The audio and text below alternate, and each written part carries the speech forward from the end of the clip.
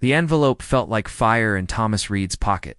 He stood outside the Queen's chamber at Windsor Castle, his back rigid against the wall, his heart hammering so hard he was certain the other guards could hear it. Inside that sealed white envelope was something he wasn't supposed to have, something that could end his 23-year career with a single phone call. The Queen had died 4 hours ago. Already, the protocols had begun. The new king had been notified. Official statements were being drafted. The world outside these ancient stone walls was holding its breath, waiting for confirmation of what everyone already knew. But inside the castle, something else was happening. Something the cameras would never see. Thomas had been standing guard when the senior lady-in-waiting emerged from the Queen's private quarters, her face pale and drawn. She'd held a small wooden box, the kind used for personal correspondence, and she'd looked directly at Thomas with eyes that said more than words ever could. She wrote these in her final days, the woman had whispered, her voice breaking.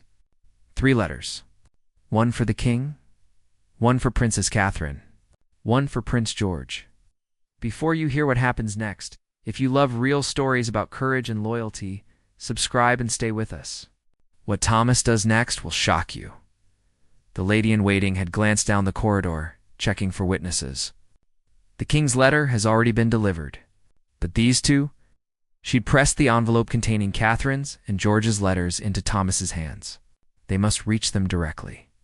Not through the new queen consort. Not through the secretaries. Do you understand? Thomas had understood perfectly. Queen Camilla was already restructuring the household, already deciding who stayed and who left, already controlling the flow of information like water through a dam.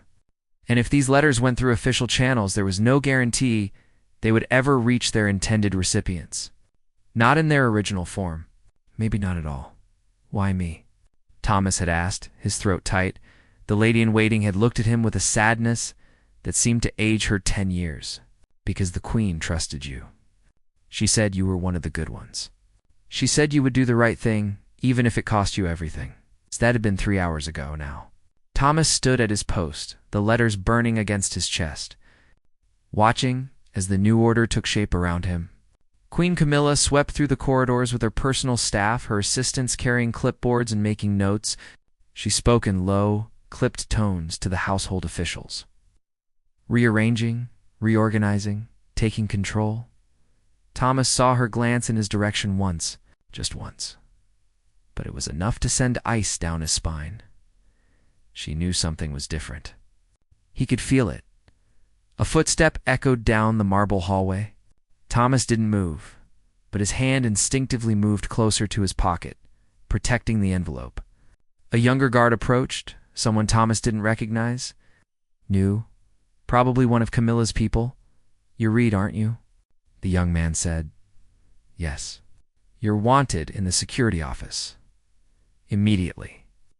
Thomas's blood went cold. This was it. Somehow they knew. Somehow Camilla had found out about the letters, and now he would be questioned, searched, dismissed. The letters would be confiscated. And whatever final words the Queen had written to Catherine and George would disappear forever. But as Thomas followed the young guard down the corridor, his jaw set with determination. He made a decision. He would deliver those letters, even if it meant losing everything. Asterisk, asterisk. The security office was smaller than Thomas remembered, the walls seeming to close in as he stepped inside. Behind the desk sat Commander Phillips, head of palace security, his face unreadable. Standing beside him was a woman Thomas had seen before, always 2 steps behind Queen Camilla, always watching, always taking notes. She wore a dark suit and an expression that could cut glass. "Sergeant Reed," Commander Phillips said, his voice formal. "Please close the door." Thomas did as instructed, his hands still instinctively near his pocket. The envelope crinkled slightly. To him, it sounded like thunder, but neither of them reacted. "You've served the royal household for how long?" Phillips asked. 23 years, sir. "And in that time, you've been exemplary, trustworthy, discreet." Phillips paused, his eyes narrowing slightly. "Which is why the situation is so delicate. The woman beside him leaned forward. Her Majesty Queen Camilla is implementing new security protocols. We're conducting interviews with all senior guards to ensure everyone understands the new chain of command. Thomas felt sweat forming on his collar, but he kept his face neutral. Years of standing perfectly still in all weather had taught him control. I understand. Do you? The woman asked sharply. Because we've had reports of staff members trying to maintain old loyalties, trying to circumvent the new household structure. That simply cannot happen. Serve the crown, Thomas said carefully. As I always have. Phillips studied him for a long moment. Then he glanced at the woman, some silent communication passing between them. She didn't look satisfied, but she nodded slightly. You're dismissed, Phillips said. But read if you see anything unusual. If anyone asks you to do anything that seems outside normal protocol, you report it immediately. To me, understood. Yes, sir. Thomas walked out of that office with his heart in his throat, the letters still safe against his chest. He'd passed the first test, but he knew it wouldn't be the last. The problem was simple and impossible all at once. Princess Catherine was at her home in Adelaide Cottage, several miles from Windsor. Prince George was likely with her. To deliver the letters, Thomas would have to leave his post, leave the castle grounds, and make the journey during the most scrutinized day in recent royal history. Every movement was being tracked. Every absence would be noted, and if he was caught with those letters before he could deliver them, the consequences would be catastrophic. Thomas returned to his station, his mind racing. He had perhaps 6 hours before his shift ended. 6 hours to figure out how to do the impossible. Then he saw her. Lady Margaret, one of the Queen's oldest friends, walking slowly through the corridor. She was dressed in black, her eyes red from crying, and she carried herself with the weight of genuine grief. When she saw Thomas, she paused, just for a moment. Something flickered in her expression. Recognition, understanding. She knew about the letters. During his brief bathroom break, he found Lady Margaret in the small chapel, sitting alone in a pew, her hands folded in prayer. I need your help, he whispered. Kneeling beside her as if in prayer himself, I was hoping you'd say that, she replied quietly, her eyes still closed. But you need to know what you're risking. Camilla has people everywhere. If she discovers what you're trying to do, she'll have you arrested for theft. Royal correspondence is considered property of the crown. She could claim you stole it. The Queen wanted them to have these letters.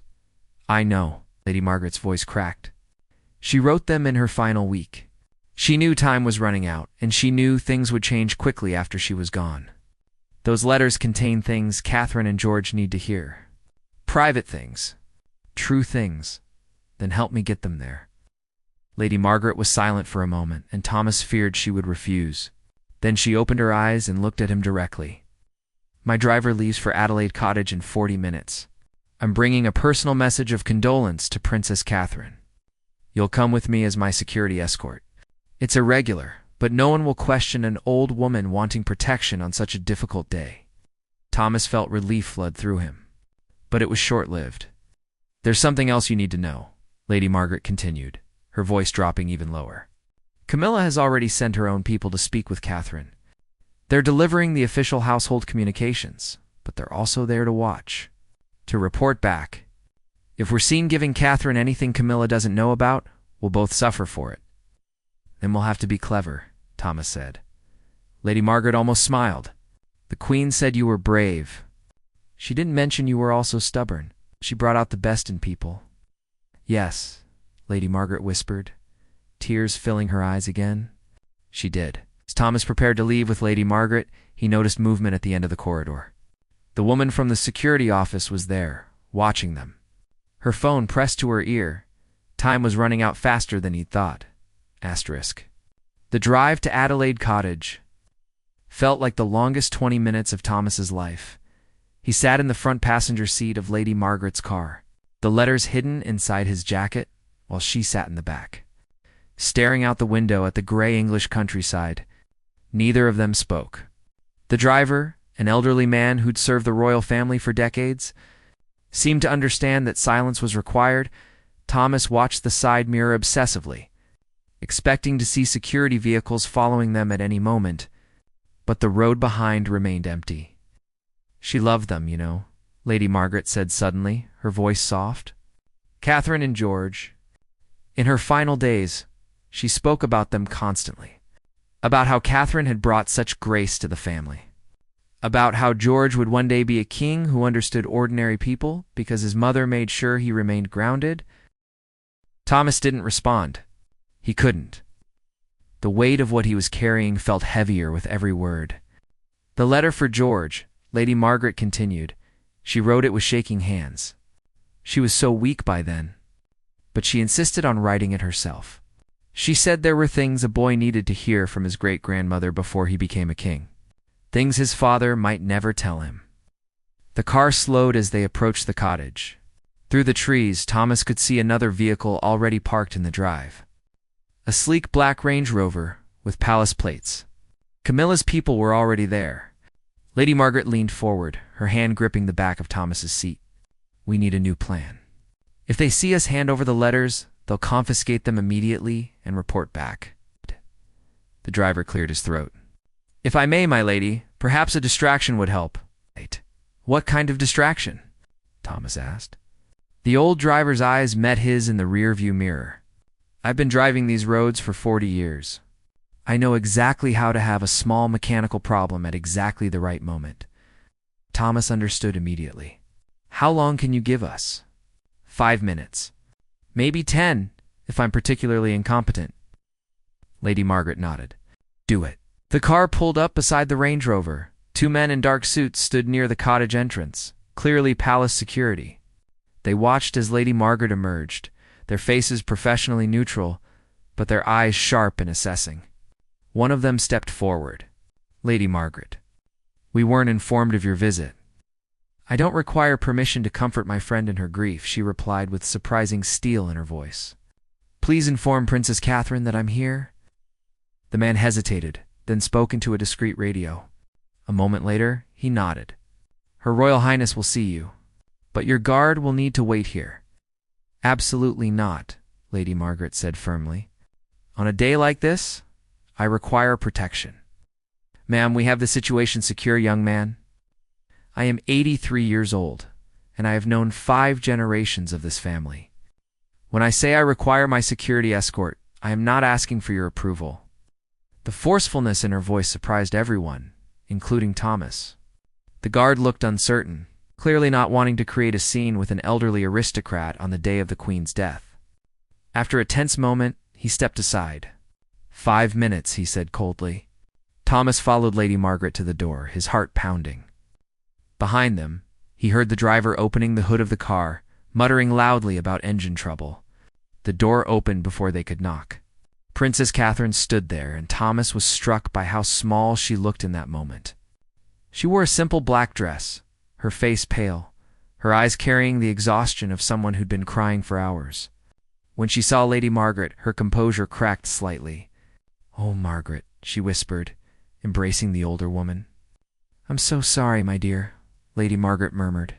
Then, pulling back slightly, she added in a voice barely above a breath, "But I've brought you something. Something she wanted you to have." Catherine's eyes widened slightly, and she glanced past Lady Margaret to Thomas. Then, to the palace security guards standing just out of earshot by the vehicles. She understood immediately. "Please come in," Catherine said, her voice steady despite everything. "Both of you." They stepped into a small, warmly decorated sitting room. Through an open doorway, Thomas could see Prince William standing with his back to them, speaking quietly on the phone. Somewhere upstairs, children's voices drifted down, probably George and Charlotte being kept occupied by their nanny. Catherine closed the door and turned to face them, her hands clasped tightly together. "You have to be quick," she said quietly. "They're watching everything. They've already been through asking questions, taking notes on who's contacted us, what's been said. It's like we're being monitored."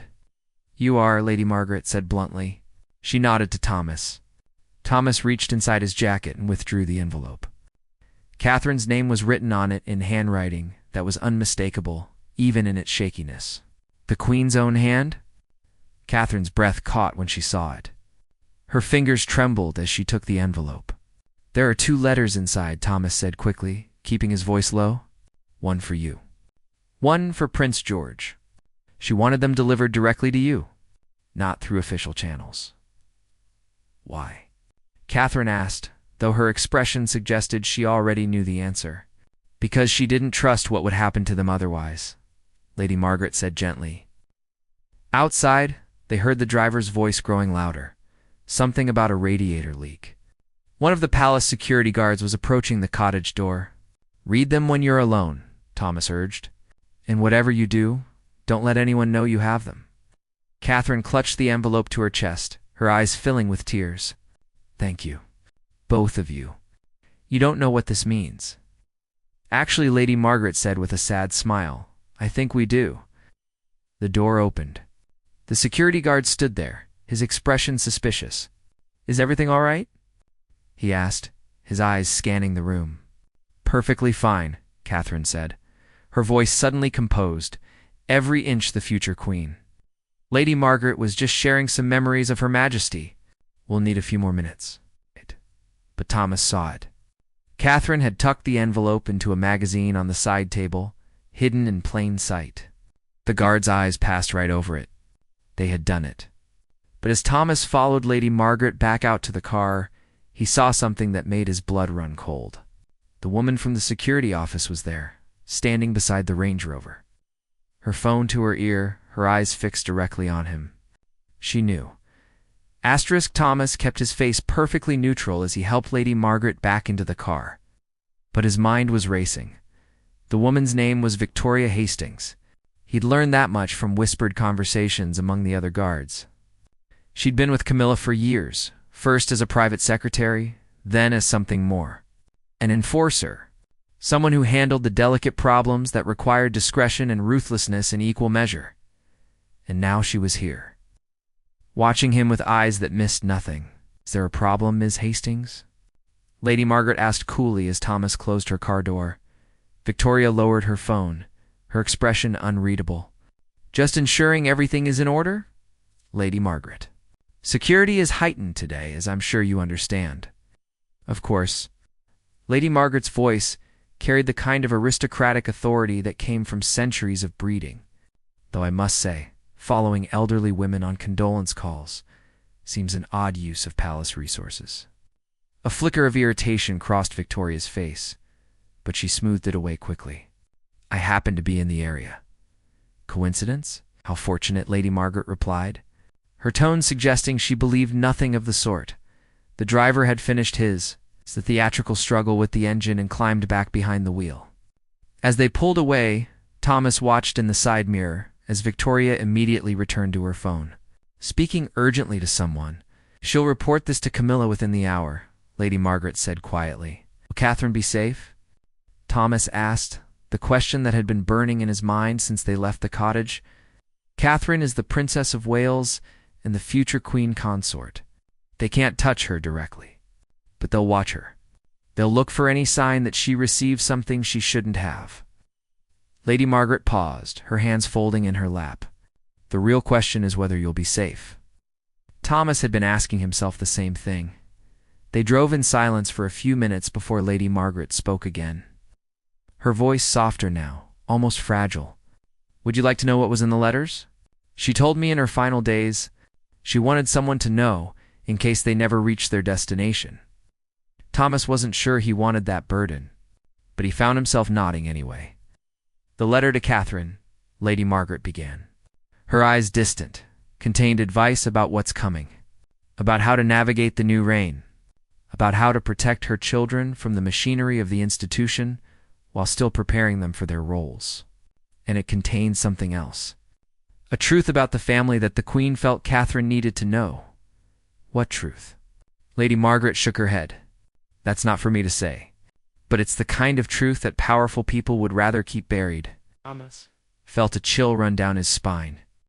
"And the letter to George? That one was different." Lady Margaret's voice cracked slightly. "It was personal. A great-grandmother's final words to a boy who will one day carry an impossible weight. She told him about duty, yes, but also about kindness. About remembering that crowns don't make you better than others, they make you responsible for them. She told him about her own childhood, her own fears when she became queen so young. She told him he was loved. He's only 11, which is exactly why she wrote it now. Before the weight of expectation and protocol could distance them, before he became so surrounded by advisors and officials that simple human truth couldn't reach him anymore. Lady Margaret wiped at her eyes.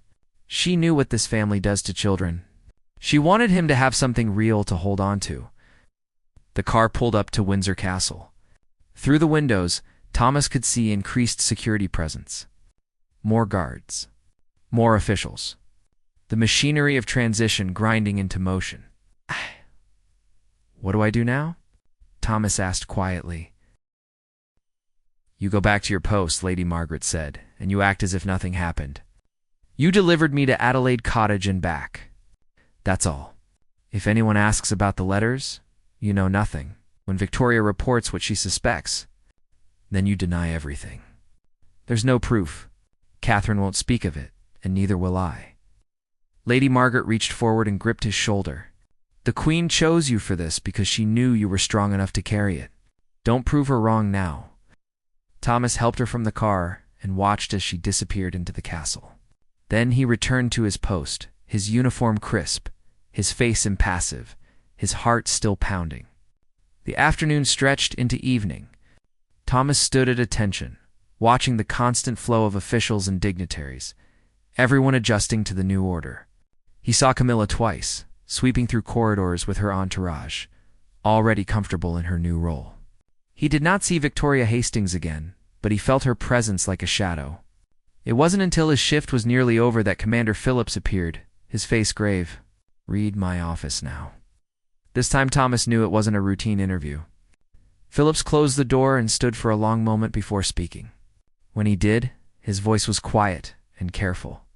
I'm going to ask you a question, and I need you to think very carefully before you answer. Did you transport anything to Adelaide Cottage today beyond Lady Margaret herself? Thomas met his eyes steadily. No, sir. Victoria Hastings believes otherwise. She believes you were carrying documents. Specifically, private correspondence belonging to the late Queen. I was carrying nothing but my duty to protect Lady Margaret. Sir Phillips studied him, and Thomas saw something complicated in the older man's expression. Not quite belief, but not quite accusation either. Something more like respect mixed with concern. Ms. Hastings wants you suspended pending investigation. She wants your quarters searched. She's demanding access to security footage from Adelaide Cottage. Phillips paused. The problem is there is no footage. The cameras there are controlled by the Prince of Wales's household, not palace security. And they're not about to hand over surveillance of the Princess of Wales on the day of the Queen's death. Thomas said nothing, but he felt a small measure of relief. I'm going to tell Ms. Hastings that I've interviewed you and found no evidence of wrongdoing, Phillips continued. But Reed, if she's right, if you did deliver something you shouldn't have, you need to understand what you've stepped into. This isn't about protocol anymore. This is about power. And Queen Camilla doesn't forgive challenges to her authority. I understand, sir. Do you? Phillips leaned forward. Because I've served this family for 30 years, and I've seen what happens to people who cross the wrong people. Careers end. Reputations are destroyed. And in extreme cases, people simply disappear from royal service as if they never existed. Thomas felt the weight of those words, but he didn't waver. The Queen once told me something, he said quietly. She said that loyalty meant doing what's right even when it costs you everything. Especially then. Phillips was silent for a long moment. Then he nodded slowly. You're dismissed. But Reed, watch your back. As Thomas left the office, he knew the battle wasn't over. It was just beginning. 3 days passed. 3 days of standing at his post, watching the castle transform under Queen Camilla's rule. 3 days of waiting for the axe to fall. The funeral preparations consumed everyone's attention. The world watched as plans unfolded for a ceremony that would honor a monarch who'd reigned for 70 years. Inside the castle, staff members rushed about with arrangements, seating charts, protocol briefings. But Thomas felt the undercurrent, the subtle changes happening beneath the surface. Guards he'd known for years were being quietly reassigned. Household staff, who'd served the late Queen for decades, were being offered early retirement packages.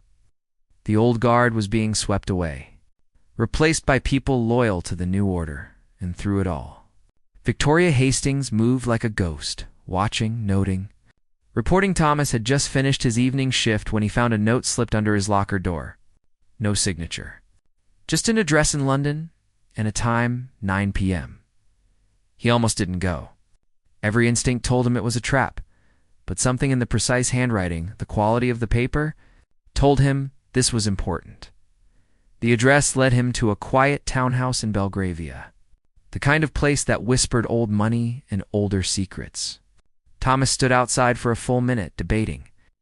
Before finally climbing the steps and knocking, Lady Margaret opened the door.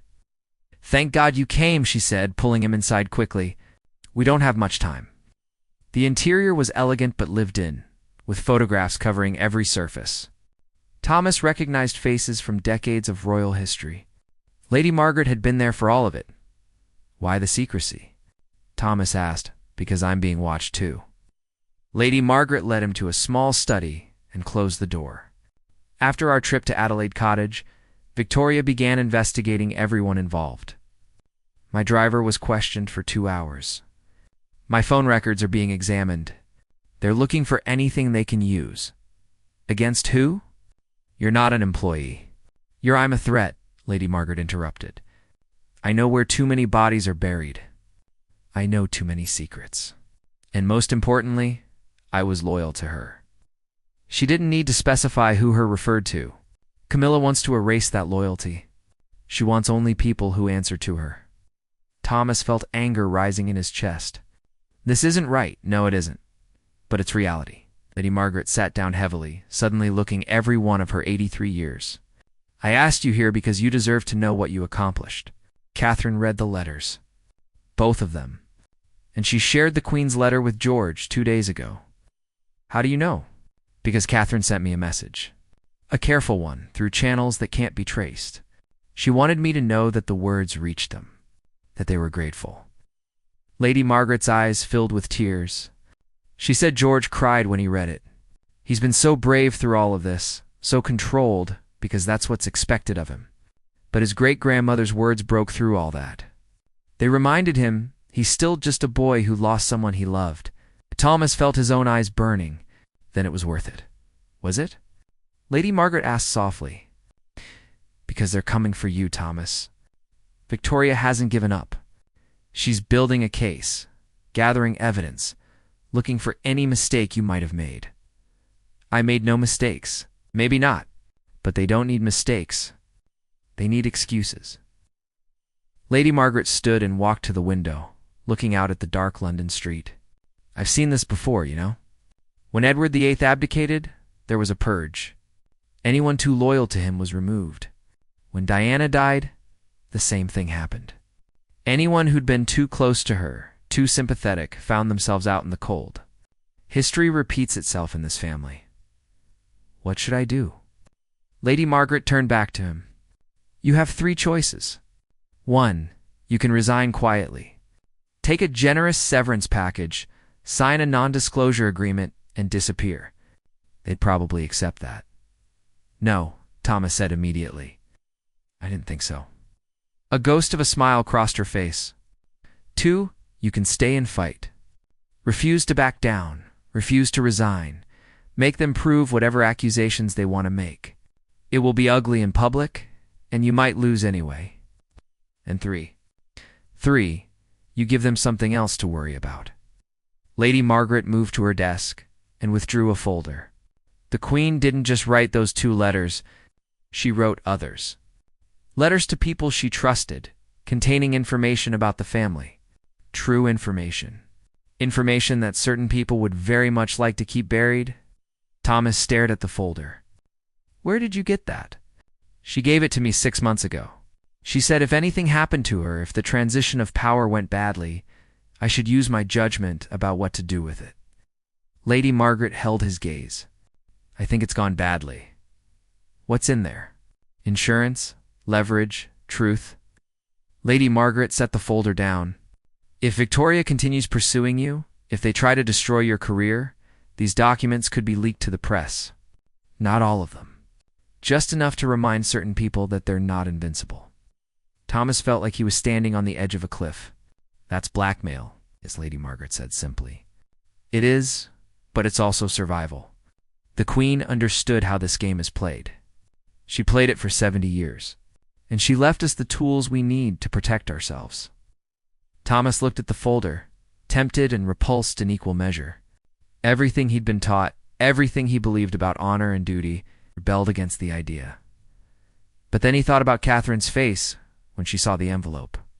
About an 11-year-old boy reading his great-grandmother's final words to him. About a queen who'd spent her last days trying to protect the people she loved from the machinery of power.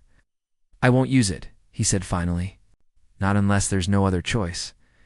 Lady Margaret nodded slowly. "That's exactly what she said you'd say. She knew you, Thomas. Better than you might think." She paused. "But keep it in mind. Because Victoria Hastings is patient, but she's also relentless, and this isn't over." Thomas left the townhouse an hour later, his mind heavy with everything he'd learned. The London streets were quiet, the city settling into its grief for the late Queen. He was halfway to the tube station when he noticed the car, black, expensive, following at a careful distance. Thomas's training kicked in immediately. He turned down a side street, then another, testing. The car followed. When he stopped, it stopped. When he walked, it crept forward. Finally, Thomas turned and walked directly toward it. The rear window rolled down. Queen Camilla sat inside, alone, except for her driver. In the dim light of the street lamps, her face was composed, her eyes calculating. "Sergeant Reed," she said, her voice carrying that particular upper-class accent that could make anything sound like a polite threat. "I think it's time we had a conversation." Thomas stood on the dark London street, facing the woman who was now Queen Consort of England, and made a decision that would define the rest of his life. "With respect, Your Majesty," he said carefully, "I'm off duty. Any conversation should go through proper channels." Camilla's smile was thin. "I think we both know this conversation requires privacy." "Get in the car, Sergeant Reed." It wasn't a request. Thomas glanced around the empty street, weighing his options. Running would make him look guilty. Refusing would be insubordination. And somewhere in the back of his mind, he was curious about what she actually knew. He got in the car. The interior smelled of expensive leather and perfume. Camilla sat across from him, her posture relaxed, but her eyes sharp. The driver pulled away from the curb, heading nowhere in particular, just driving through the quiet streets. "You're wondering why I'm here personally," Camilla said. "Why I'm not sending Victoria or Phillips or any number of people to handle this." Thomas said nothing. "It's because I wanted to look you in the eye when I made you an offer." She paused. "You're a good man, Thomas. 23 years of loyal service. Exemplary record. The kind of person any institution would want. That's why I'm giving you a choice that many others won't receive. I'm listening. What you did, delivering those letters, was well-intentioned, but foolish. You allowed sentiment to override protocol. The correspondence of a deceased monarch belongs to the crown, which means it belongs to me. By circumventing official channels, you committed theft." "The Queen wanted the Queen," Camilla interrupted, her voice hardening, "is dead. What she wanted no longer matters. What matters is maintaining order, structure, and the integrity of this institution. Rogue guards making their own decisions about what should or shouldn't be delivered undermines all of that." Ow. "What's the offer?" Camilla studied him for a moment. "You resign." Quietly. "Today, I provide you with a generous severance package. A glowing recommendation for private security work and a guarantee that nothing from this incident appears in your record. You walk away clean. And if I refuse, then Victoria will continue her investigation. She'll find inconsistencies in your story, questions about your movements, gaps in the security logs. Maybe she'll discover that you've been meeting with Lady Margaret, a woman who's made no secret of her opposition to my household reforms. Maybe financial irregularities will appear in your records. I don't know what she'll find, Thomas, but she will find something. She always does. The threat was clear. If they couldn't find real evidence, they'd manufacture it. Or, Camilla continued, her tone shifting slightly, becoming almost conversational, there's a third option. You stay. You acknowledge that you made a mistake in judgment. You agree to report on the activities of household members who might be resistant to the new order. You become part of my team instead of an obstacle to it. Thomas felt disgust rise in his throat. She was asking him to become a spy, an informant on the very people he'd sworn to protect, he said quietly. Camilla's expression didn't change. Think carefully before you answer. This isn't about loyalty to a dead woman. It's about your future, your family, your reputation. Everything you've built over 23 years. I am thinking carefully, Thomas said, meeting her eyes. And my answer is no. I won't resign, and I won't betray people who've done nothing wrong. For the first time, he saw anger flicker across Camilla's face, quickly controlled but unmistakable. You're making a mistake, maybe, but it's my mistake to make. The car pulled to a stop. They were back where they'd started, outside the townhouse where Lady Margaret lived. The driver's eyes were fixed straight ahead, seeing nothing, hearing nothing. Then I suppose we have nothing more to discuss, Camilla said coldly. Except this. Whatever you think you know, whatever letters you think you delivered, whatever secrets you believe you're protecting, none of it matters. I am queen consort now. My husband is king, and we will not allow ghosts from the past to undermine our reign. Thomas opened the car door, but paused before stepping out. The Queen once told me that the crown isn't about power, it's about service. About putting the good of the people above your own interests. He looked back at Camilla. I think she'd be disappointed to see how quickly that's been forgotten. He didn't wait for her response. He stepped out into the cold night air and walked away, knowing he'd just ended his career but unable to regret it. The next morning, Thomas arrived at Windsor Castle expecting to be stopped at the gates, escorted to Phillips's office, and formally dismissed. Instead, something entirely unexpected happened. Commander Phillips was waiting for him, but his expression wasn't hostile. It was resigned. Victoria Hastings resigned this morning, Phillips said without preamble. Effective immediately. She's left the royal household entirely. Thomas stared at him. What? Apparently, certain information came to light about her conduct during the late Queen's final months. Nothing criminal, but ethically questionable enough that Her Majesty Queen Camilla felt it best to part ways. Phillips's expression was carefully neutral, but Thomas saw something in his eyes. Relief, maybe. Or approval. What kind of information? The kind that someone with access to the late Queen's private papers might have documented. Phillips paused. The kind that might be in the possession of someone like Lady Margaret? Thomas understood immediately. The folder. Lady Margaret had used the information not publicly, but strategically. A quiet word in the right ear. A subtle reminder that if they came after Thomas, other, more damaging truths would come to light. And me? Thomas asked. You're back on regular duty. There will be no investigation. Phillips's voice dropped lower. Between you and me, Reed, I think you did the right thing. The Queen trusted you with something important, and you followed through.